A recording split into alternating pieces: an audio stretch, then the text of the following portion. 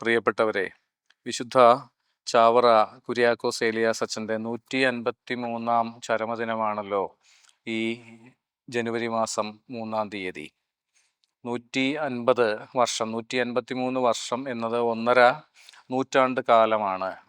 ഒന്നര നൂറ്റാണ്ട് കാലം മുൻപ് അസ്തമിച്ച ഒരു ആത്മീയ ചൈതന്യത്തെ നമ്മൾ വീണ്ടും ഓർമ്മിച്ചെടുക്കുന്നത് പോലെയാണ് 2025 ജനുവരി മാസം 3-ാം തീയതി നമ്മൾ വിശുദ്ധ ചാവറയച്ചൻ്റെ തിരുനാൾ ചരമദിനം ആചരിക്കുന്നത്.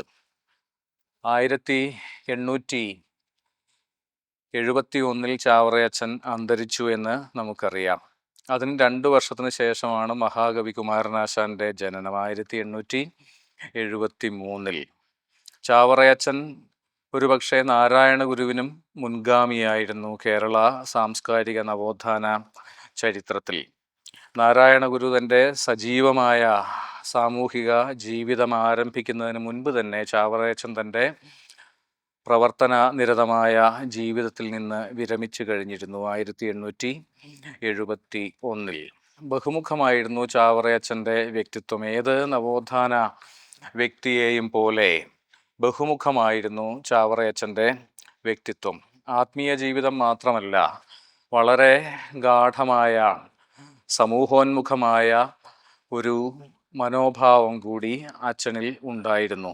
ആദ്യമായി കേരളത്തിലൊരു സംസ്കൃത പാഠശാല സ്ഥാപിക്കുകയും അതിൽ സർവ്വജാതി മതസ്ഥർക്കും പ്രവേശനം നൽകുകയും പള്ളിക്കൊരു പള്ളിക്കൂടം എന്ന വളരെ പ്രചോദകമായ മുദ്രാവാക്യം കേരളീയ സമൂഹത്തിന് സമ്മാനിക്കുകയും ചെയ്തു എന്ന നിലയിൽ, ഒരു വിദ്യാഭ്യാസ പ്രവർത്തകൻ എന്ന നിലയിൽ, ഇന്ന് നമ്മൾ പറയുന്ന അർത്ഥത്തിലല്ല.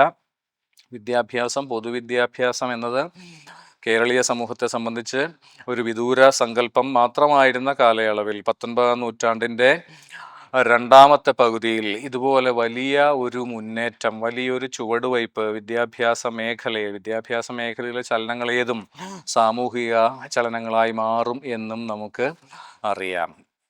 എല്ലാ ജാതി മതസ്ഥർക്കും പ്രവേശനമുള്ള ഒരു പാഠശാല എന്നത് ധീരമായ വിപ്ലവോന്മുഖമായ ഒരു നവോത്ഥാന ചലനമായി മാറി കേരള ചരിത്രത്തിൽ, അതും 19-ാം നൂറ്റാണ്ടിൻ്റെ 2ാം പകുതിയിൽ. മറ്റൊന്ന്, അതിനുവേണ്ടി അച്ഛൻ നടത്തിയ ധീരമായ അച്ചടിക്ക് വേണ്ടി, അല്ലേ, കേരളത്തിൽ അച്ചടി വിദ്യ കേരളത്തിൽ സാർവത്രികമാകുന്നതിന് മുൻപുള്ള ഒരു നൂറ്റാണ്ടിലാണ് അച്ഛൻ ജീവിച്ചിരുന്നത് എന്ന് നമുക്കറിയാം. പുസ്തകത്തിൻ്റെ വൈശിഷ്ട്യം മറ്റാരെക്കാളും നന്നായി മനസ്സിലാക്കിയിരുന്ന അച്ഛൻ, അതും അച്ചടിക്കപ്പെട്ട പുസ്തകത്തിൻ്റെ വൈശിഷ്ട്യം എന്ന് പ്രത്യേകം എടുത്തു പറയണം. കാരണം തൻ്റെ അപ്പൻ്റെ ചാവരുൾ എന്ന അതിവിശിഷ്ടമായ ആ സൂക്ത സമാഹാരത്തിനൊടുവിൽ അച്ഛൻ പറയുന്നുണ്ട്, ഈ കടലാസ് മരിക്കയില്ല. ഒരപ്പൻ, ഒരു ആത്മീയ പിതാവ് എന്ന നിലയിൽ തൻ്റെ സഭയ്ക്ക് നൽകുന്ന ആത്മീയ മാർഗനിർദ്ദേശങ്ങളുടെ ആ ഹ്രസ്വ സമാഹാരത്തിൽ, വളരെ ചെറിയ പുസ്തകമാണ് അപ്പൻ്റെ ചാവരുൾ. അതിനൊടുവിൽ അച്ഛൻ അച്ചടി വിദ്യയിലുള്ള, അക്ഷരവിദ്യയിലുള്ള വിശ്വാസം കൂടി ഉറപ്പിച്ചുകൊണ്ട് പറയുന്നുണ്ട്, ഈ കടലാസ് മരിക്കയില്ല. എഴുതപ്പെട്ട, മുദ്രണം ചെയ്യപ്പെട്ട കടലാസും അതിൽ ഉള്ളടക്കം ചെയ്യപ്പെട്ടിരിക്കുന്ന ആശയാവലിയും ഒരിക്കലും മരിക്കില്ല, അവസാനിക്കില്ല, അതിന് നാശമില്ല എന്ന സുദൃഢ വിശ്വാസത്തോടു കൂടിയാണ് അച്ഛൻ്റെ ഈ അനശ്വരവാക്യം എഴുതപ്പെട്ടിരിക്കുന്നത്, ഈ കടലാസ് മരിക്കയില്ല. ഇത്തരത്തിൽ അച്ഛൻ അച്ചടി വിദ്യ കേരളത്തിലേക്ക് കൊണ്ടുവരാൻ വേണ്ടി നടത്തിയ പരിശ്രമങ്ങളുടെ വലിയ ഒരു ചരിത്രം തന്നെയുണ്ട് നമ്മുടെ മുന്നിൽ. ജ്ഞാനപീയൂഷം എന്നൊരു പുസ്തകമാണ് അച്ഛൻ ആദ്യമായി തൻ്റെ അച്ചുകൂടത്തിൽ അച്ചടിക്കുന്നത്. ഇതിനുവേണ്ടി തിരുവനന്തപുരത്ത് പോയി സർക്കാർ മുദ്രണാലയത്തിൽ പ്രവർത്തിച്ചിരുന്ന അച്ചടി യന്ത്രത്തിൻ്റെ പ്രവർത്തനം നോക്കിക്കാണുകയും അത് മനസ്സിൽ പകർത്തുകയും കൂടെ അതിൻ്റെ സാങ്കേതിക പരിജ്ഞാനം ഉള്ള ഒരു കൈത്തൊഴിൽ എന്ന നിലയിൽ യന്ത്ര നിർമ്മാണത്തിൽ വൈഭവം നേടിയിട്ടുള്ള ഒരാളെ കൂടി, ഒരു സാധാരണക്കാരനെ കൂടി കൂടെ കൂട്ടുകയും മടങ്ങി വന്ന് തങ്ങൾ തിരുവനന്തപുരത്ത് കണ്ട അച്ചടി യന്ത്രത്തിൻ്റെ, അച്ചുകൂടത്തിൻ്റെ, അങ്ങനെയാണല്ലോ പറഞ്ഞിരുന്നത്, അച്ചുകൂടത്തിൻ്റെ ഒരു മാതൃക വാഴത്തടയിൽ നിർമ്മിക്കുകയും അതിനെ എല്ലാ സാങ്കേതിക സൂക്ഷ്മതകളോടും കൂടി ഒരച്ചടി യന്ത്രമാക്കി, അച്ചുകൂടമാക്കി പരിവർത്തിപ്പിക്കുകയും, അതുകൊണ്ട് അവസാനിക്കുന്നില്ല, അച്ചുകൾ വേണം. അച്ച് നിർമ്മാണത്തിൻ്റെ കഥയൊക്കെ ഒരു പാണ്ടിത്തട്ടാനെ കൊണ്ട് അച്ഛൻ തനിക്ക് വേണ്ട അച്ചുകൾ നിർമ്മിച്ചെടുത്തു എന്നാണ് പറയുക. അച്ചുണ്ടായാൽ മാത്രം പോരാ, അച്ചടി മഷി വേണം. ഇന്നേപ്പോലെ ഇതൊന്നും സുലഭമായിരുന്ന കാലമല്ല. കടലാസ് വേണം. ഇങ്ങനെയുള്ള എല്ലാ സാമഗ്രികളും സ്വരുക്കൂട്ടി അച്ചടി എന്ന അത്യന്തം വിപ്ലവകരമായ 20-ാം നൂറ്റാണ്ടിന് നിർമ്മിക്കുകയും നിർണ്ണയിക്കുകയും ചെയ്ത സാങ്കേതിക വിദ്യയെ കേരളീയ ജീവിതത്തിലേക്ക് പ്രവേശിപ്പിച്ച മുൻഗാമി, അഗ്രഗാമി എന്ന നിസ്തുലമായ പദവി കൂടിയുണ്ട് ചാവറയച്ചന് കേരളീയ സാംസ്കാരിക ചരിത്രത്തിൽ. ഇതിൽ നിന്നെല്ലാം വേറിട്ടുള്ള മറ്റൊരു തലമാണ്, മറ്റൊരു മുഖമാണ്, ഈ ബഹുമുഖ വ്യക്തിത്വത്തിൻ്റെ മറ്റൊരു ദീപ്ത മുഖമാണ് എഴുത്തുകാരനായിരുന്ന ചാവറയച്ചൻ്റേത്.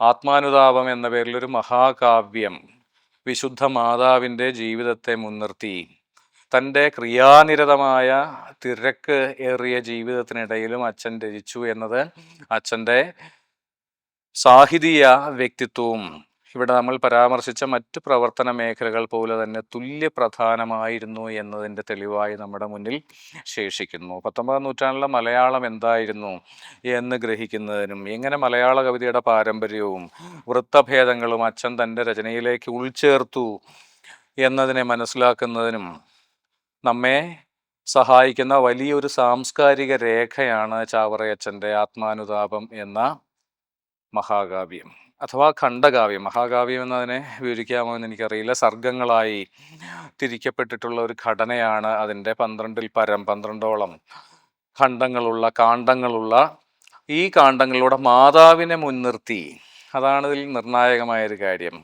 യേശുദേവന്റെ ചരിത്രം പ്രമേയമാകുന്ന ഒരു കാവ്യകൃതിക്ക് മാതാവിൻ്റെ നാമധേയം നൽകുകയും മാതാവിനെ മുൻനിർത്തി ആ കഥ പറയുകയും കവിയുടെ ആത്മാനുതാപമായി അതിനെ ആവിഷ്കരിക്കുകയും ചെയ്യുന്നു ചാവറയച്ചൻ എന്നത് വളരെ പ്രധാനമാണ്. ഒരുപക്ഷെ തൻ്റെ ആത്മീയ ജീവിതത്തിൽ ചാവറയച്ചന് മാതാവിനോടുണ്ടായിരുന്ന ഗാഠമായ ആദരവും ഗാഠമായ ആരാധനാഭാവവും ആയിരിക്കാം അല്ലേ. കുട്ടിക്കാലത്ത് തന്നെ ചാവറയച്ചൻ്റെ അമ്മ അച്ഛനെ മാതാവിനെ അടിമ കിടത്തിയതായി അദ്ദേഹത്തിൻ്റെ ജീവചരിത്രങ്ങളിൽ പറയുന്നുണ്ട്. ഈ ഒരു ആത്മീയ ബന്ധമാകാം മാതാവിനെ മുൻനിർത്തി ക്രിസ്തുദേവൻ്റെ കഥാപ്രമേയമാകുന്ന ഒരു കാവ്യം രചിക്കാൻ ചാവറയച്ചനെ പ്രേരിപ്പിച്ചിട്ടുണ്ടാകാം.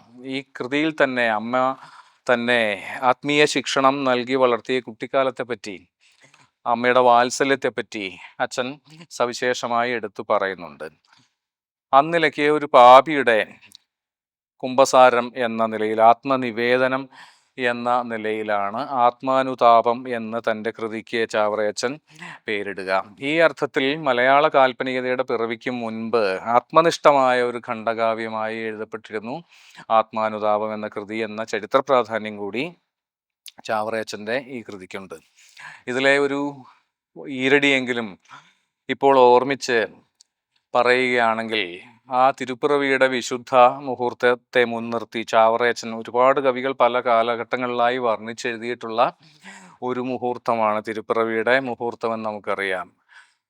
ജോൺ മിൽട്ടൻ്റെ നേറ്റിവിറ്റി ഓട് പോലെയുള്ള പ്രഖ്യാതങ്ങളായ കവിതകൾ തന്നെ ഉണ്ടായിട്ടുണ്ട് തിരുപ്പിറവിയെ മുൻനിർത്തി എന്നിരിക്കെ. ചാവറയച്ചനെ പോലൊരു കവി എങ്ങനെയായിരിക്കാം ആ മുഹൂർത്തത്തെ, ആ അസാധാരണ മുഹൂർത്തത്തെ തൻ്റെ കവിതയിൽ ആവിഷ്കരിക്കുക എന്നത് കൗതുകകരമാണ്.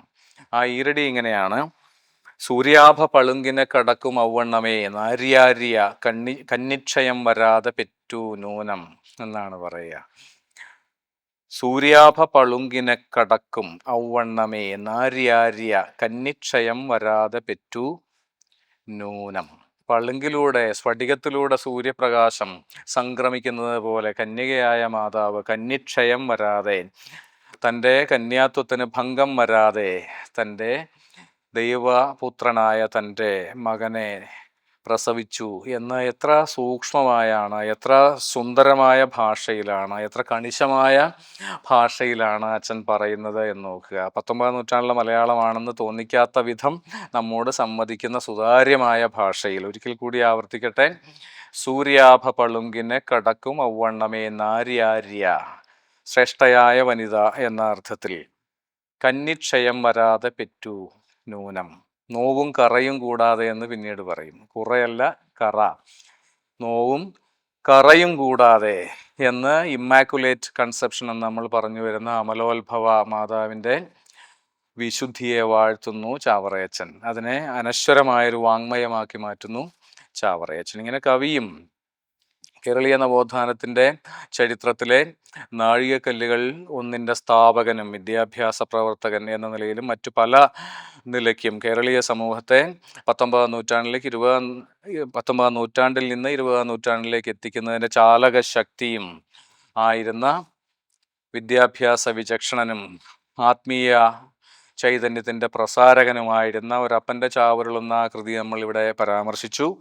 ഇങ്ങനെ ആ കൃതിയിലാണ് അച്ഛൻ പറയുന്നത് നമ്മുടെ ഏറ്റവും വലിയ നിക്ഷേപം എന്ന് പറയുന്ന പുസ്തകങ്ങളിലായിരിക്കണം. ഒരു വീട്ടിൽ നല്ല പുസ്തകങ്ങൾ ഉണ്ടായിരിക്കണം, ചിറ്റിമ്പപ്പാട്ടുകളല്ല എന്നും അച്ഛൻ പറയും. ചിറ്റിമ്പപ്പാട്ടുകൾ എന്നതുകൊണ്ട് അച്ഛൻ അർത്ഥമാക്കുന്നത് ലൗകിക ഗാനങ്ങളല്ല, മറിച്ച് ആത്മീയ വിശുദ്ധിയുടെ ചൈതന്യം പ്രസരിപ്പിക്കുന്ന പുസ്തകങ്ങൾ ഏതു വീട്ടിലും ഉണ്ടാകണം. അവയാണ് ഏറ്റവും വലിയ സമ്പാദ്യങ്ങൾ. അവയിലാണ് നമ്മൾ നിക്ഷേപിക്കേണ്ടത്. ഏറ്റവും വലിയ നിക്ഷേപം പുസ്തകങ്ങളിലാണ് നടത്തേണ്ടത് എന്ന് ഉത്ബോധിപ്പിച്ച ഈ കടലാസ് മരിക്കയില്ല എന്ന ഇപ്പോഴും എപ്പോഴും പ്രസക്തമായ അച്ചടി വിദ്യയുടെ മഹത്വം ലോകസമക്ഷം കൊത്തിവച്ചതുപോലുള്ള വാക്യങ്ങൾ സൃഷ്ടിച്ച ചാവറയച്ചനെ അദ്ദേഹത്തിൻ്റെ 153-ാം ചരമവാർഷിക ദിനമായി ഇന്ന് നമ്മൾ വീണ്ടും ആദരപൂർവം 1.5 നൂറ്റാണ്ട് കാലത്തിന് ശേഷവും അനുസ്മരിക്കുന്നു.